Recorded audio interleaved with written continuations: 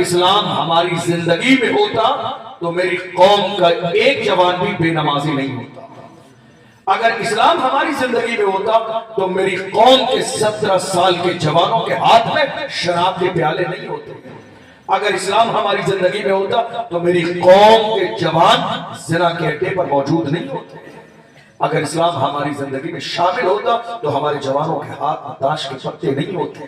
اگر اسلام ہماری زندگی میں شامل ہوتا تو ہماری قوم سود کا کاروبار نہیں کرتی. اگر اسلام ہماری زندگی میں شامل ہوتا تو جو ماں باپ اولاد کی وجہ سے ستانے کی وجہ سے رو رہے ہیں پریشان ہیں وہ نوبت کبھی ہمارے گھر میں نہیں آتا. اسلام صرف ہماری زبان پر رہ گیا, اسلام ہماری زندگیوں میں نہیں ہے. کیا کہتے ہیں آپ؟ کیا یہ بات سچ ہے یا نہیں؟ کیا اسلام ہماری زندگی میں آج ہے؟ دیکھ لیجیے, آپ صبح کے اٹھنے سے شام کے سونے تک صرف ایک دن کا جائزہ لیجیے. میں بہت لمبی بات نہیں کروں گا اور ایسی بات نہیں کروں گا جو آپ کے سر سے گزر جائے. آپ صبح فجر میں اٹھ رہے ہیں اور سو رہے ہیں بستر پر, اٹھنے سے سونے تک آپ غور کیجیے. آپ اٹھتے کب ہیں؟ آپ کہہ رہے ہیں الحمدللہ میں مسلمان ہوں, اللہ کا شکر ہے, لیکن غور کیجئے یہ جملہ آپ کی زبان پر ہے, کیا آپ کی زندگی میں بھی شامل ہے؟ کس وقت اٹھ رہے ہیں آپ؟ کس وقت؟ شکایت آپ کو یہ ہے کسی نے کچھ کرا دیا ہے, میرا کاروبار بندش کرا دیا کسی بابا سے, میرا رزق بنوا دیا ہے, کاروبار نہیں چلتا, پیسہ نہیں ہے, دولت نہیں ہے, مال نہیں ہے, پریشانیاں میری زندگی میں کچھ نہیں ملتا ہے. کیوں نہیں ملتا ہے؟ کسی بابا کی اتنی اوقات نہیں ہے جو تمہارا رزق روک دے. رزق دینے والی ذات میرے رب کی ہے, رزق دینے والی ذات پروردگار کی ہے. سمجھئے اوریجنل اسلام کیا ہے, سمجھئے اوریجنل دین کیا ہے. باہر آئیے اس اندھ وشواس سے کہ بابا نے ہمارا رزق روک دیا ہے. رزق دینے والی ذات بھی رکھی ہے اور رزق روکنے والی ذات بھی رکھی ہے.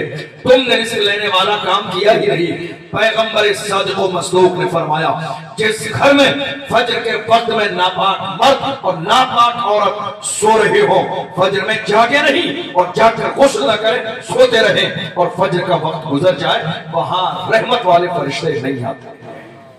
غور کرو آپ کہاں ہو. یہ بابا والا مسئلہ نہیں ہے, یہ صرف تمہارے کام ہے. آپ کہہ رہو کسی نے کچھ کرا دیا ہے, کسی نے کچھ نہیں کرایا. یہ تمہارے برے اعمال ہیں جس کی بنیاد پر ایک ایک لقمے کے لیے ترس رہے ہیں. یہ ہمارے اعمال ہیں جس کی بنیاد پر ہم پریشانی کے دور سے گزر رہے ہیں. آپ صبح سے لے کر دیکھ لیجئے, آپ کی ایک دن کی زندگی پر غور کیجئے. میں بہت زیادہ بڑی بات نہیں کہتا. آپ صبح کب اٹھ رہے ہیں؟ 10 بجے. ظہر کا وقت آیا, آپ جس شوق پر کام کرتے ہیں آپ نے کبھی بند کی نماز ظہر کے لیے؟ کبھی ایسا نہیں ہوا. آپ نے بند کی شادی کے لیے, بند کی ولیمے کے لیے, شوق بند ہوئی آپ کی, عقیقے کے لیے بند ہوئی, جنازے کے لیے بند ہوئی, شور شرابے میں کسی بھی موقع پر بند ہوئی, شادی کے لیے بند. کیوں نہیں جائیں گے؟ رشتہ دار برا مان جائے گا. ولیمے کے لیے آپ نے اپنی دکان, اپنی شاپ بند کی, نہیں جائیں گے, رشتہ دار برا مان جائے گا. آپ نے جنازے کے لیے دکان بند کی, نہیں جائیں گے, رشتہ دار برا مان جائے گا. مجھے ذرا دل پہ ہاتھ رکھ کے بتاؤ, تم نے ظہر کی نماز کے لیے کیا زندگی میں ایک بار بھی اپنی دکان بند کی؟ کیا تمہیں خیال آیا خدا کا بلاوا ہے, اگر اس کے بلاوے پہ نہیں جائیں گے میرا رب برا مان جائے گا, میرا رب ناراض ہو جائے گا؟ جس دل میں اگر ایک بار بھی زندگی میں یہ احساس شامل نہ ہو, سمجھ لو اسلام اس کی زبان پر ہے, اسلام اس کی زندگی میں باقی نہیں ہے.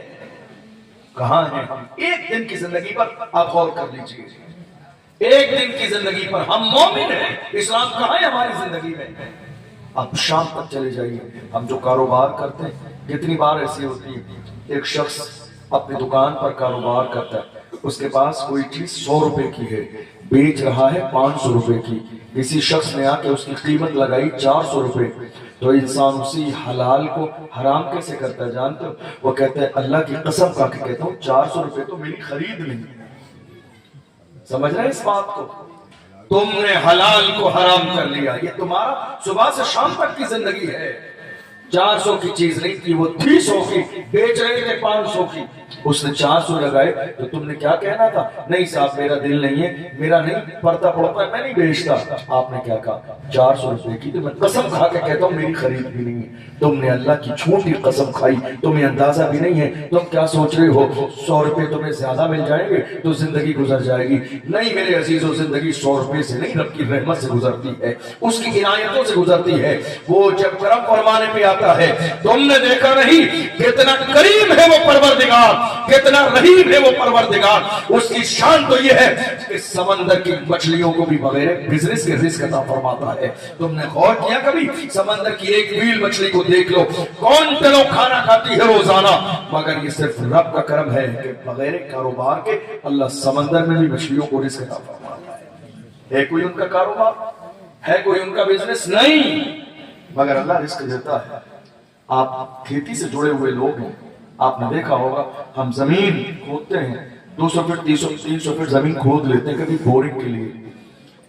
अचानक जमीन में से मिट्टी के अंदर बंद एक मेंढक निकलता है 200 फीट 300 फीट जमीन के नीचे। मैं आपके जहन के लेवल की गुफ्तगू करूंगा, आपको समझ में आएगा, ताकि आपके जहन में एक बात बैठनी चाहिए, अल्लाह का करम एक बंदे पर कितना है। 300 फीट जमीन के नीचे एक मेंढक निकल रहा है।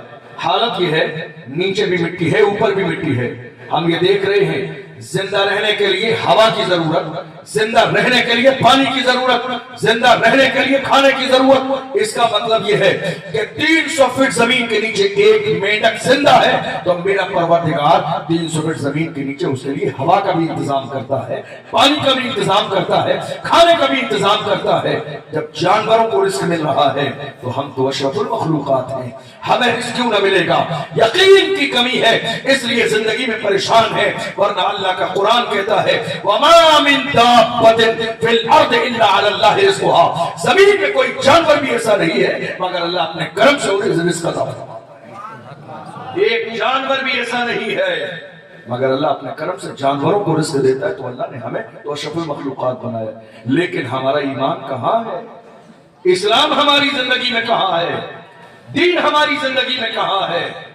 आप शाम को आए, इस वक्त आए आप शाम को, शाम के 7 बजे 8 बजे आपने खाना खाया, खाना खाने के बाद घर के बाहर चले गए, चौराहे पर बैठ गए रात के 2 बजे तक, और 2 बजे आके आप सो गए। आपको कभी इस बात की फिक्र हुई कि आपको जिस परवरदिगार ने पूरे दिन तमाम हादसों से महफूज रखा, फजर की नमाज पढ़ी जा रही है, एकदम जागने के बाद गोया कि ये शुक्र अदा किया जा रहा है, शुक्र है तेरा, आय अल्लाह तूने मुझे आज की रात एक नई जिंदगी और अता फरमाई।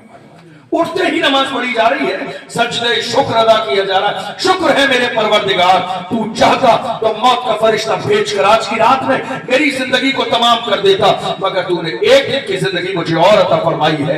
फजर की नमाज में सजदे शुक्र अदा किया जा रहा है, और सोने से पहले रात को सजदे शुक्र अदा किया जा रहा है। शुक्र है मेरे परवरदिगार, पूरे दिन मैं रोड पर रहा, बाजारों में रहा, कितने एक्सीडेंट हो गए, कितने लोग मर गए, मगर अल्लाह तेरा शुक्र है कि तूने सारे हादसों से मुझे महफूज रखा है। तुमने सजदे शुक्र अदा नहीं किया, तुमने पेशानी नहीं झुकाई, तुमने रब को राजी नहीं किया, तुमने कभी एहसास गुनाह नहीं किया, तुमने कभी अल्लाह के सामने अपने गुनाहों पर शर्मिंदा न हुए। तुम जानते हो कितना करीम है वो परवरदिगार। सादिक मसदूक पैगंबर ने इरशाद फरमाया, मेरे आका फरमाते हैं अन-नदामतु तौबा, गुनाह पे शर्मिंदा हो जाना तौबा है। देखो उसकी मेहरबानी, अगर गुनाह हो जाए तो तुम गुनाह पे शर्मिंदा हो जाओ, अल्लाह गुनाह को माफ करने वाला है।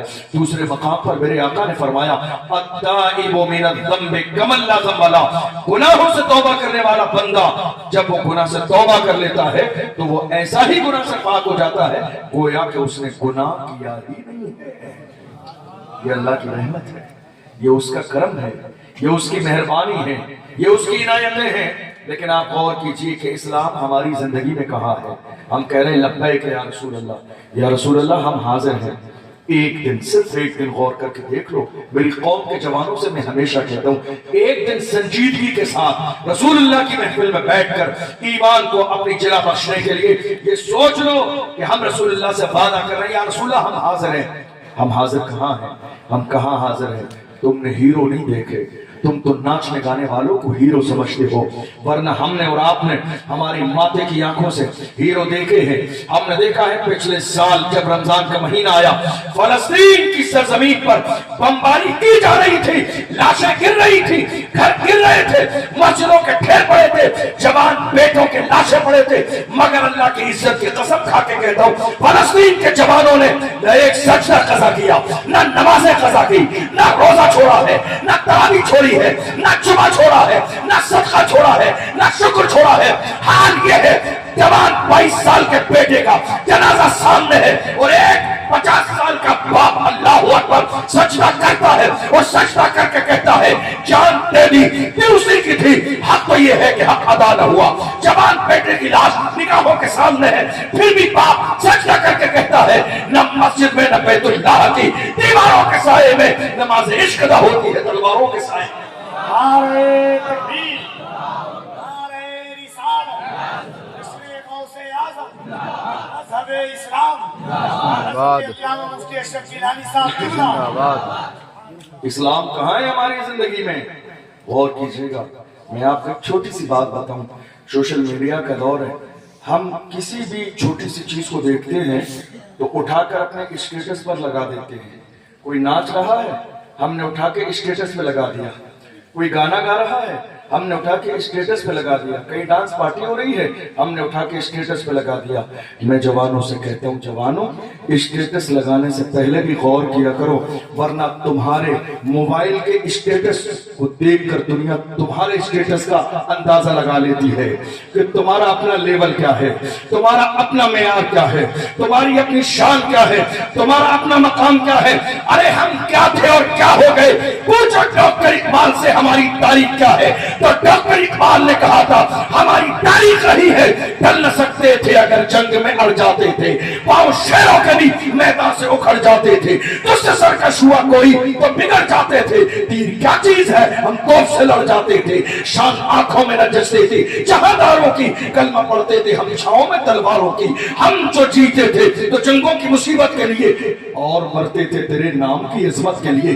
दश्त तो दश्त है, दरिया भी न छोड़े हमने, पहले जुल्मात में दौड़ा दिए घोड़े। ये किसी और की नहीं हमारी तारीख है, मोहम्मद अरबी के गुलामों की तारीख है। जवानों कहां हो आज आप?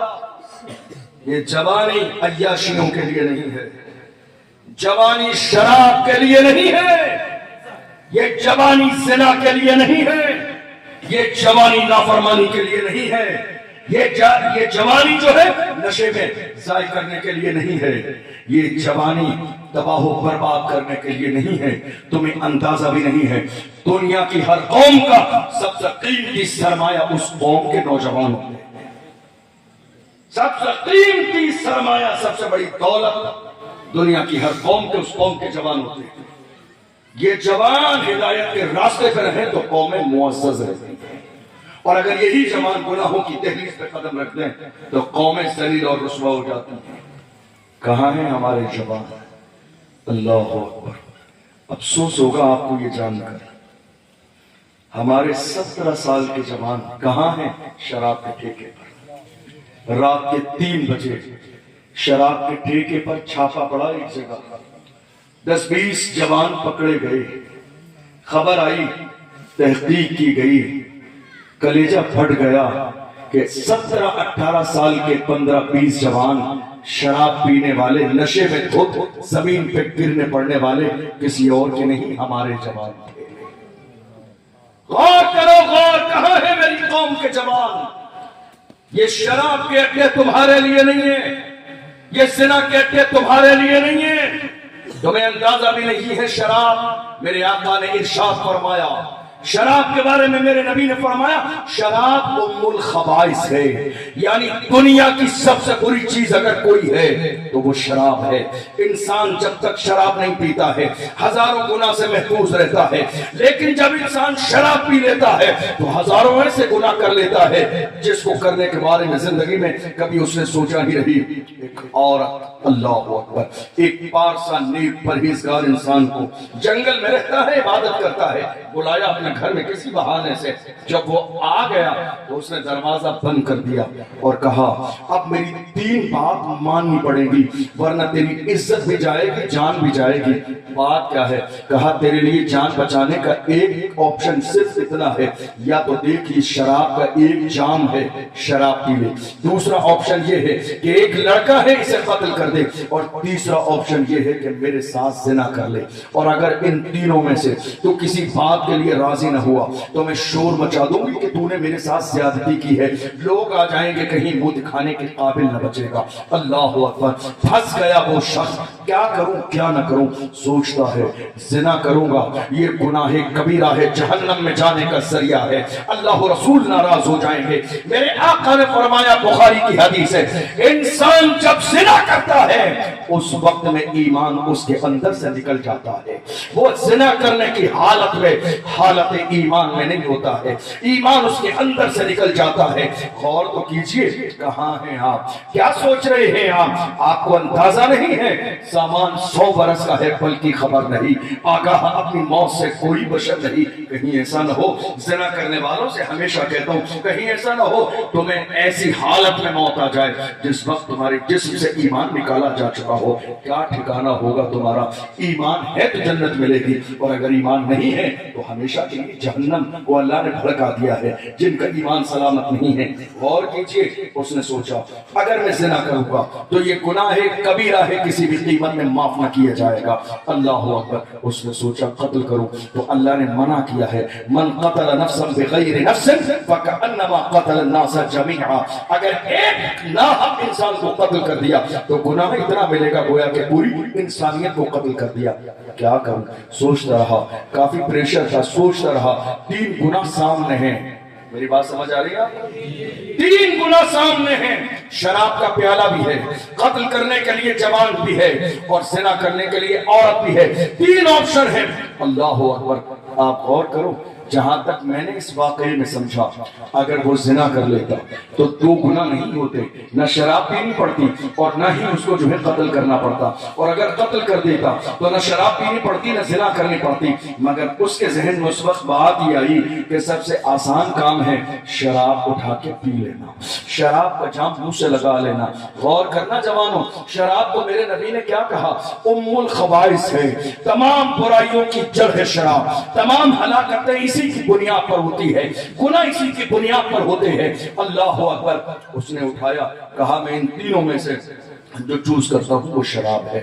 شراب کا پیالہ اٹھا کے منہ سے لگایا, شراب پی لی. شراب پینے کے بعد جب دنیا کا نشہ غالب آیا ہے تو نشہ غالب آنے کے بعد اس نے زنا بھی کیا, اس نے زنا بھی کیا.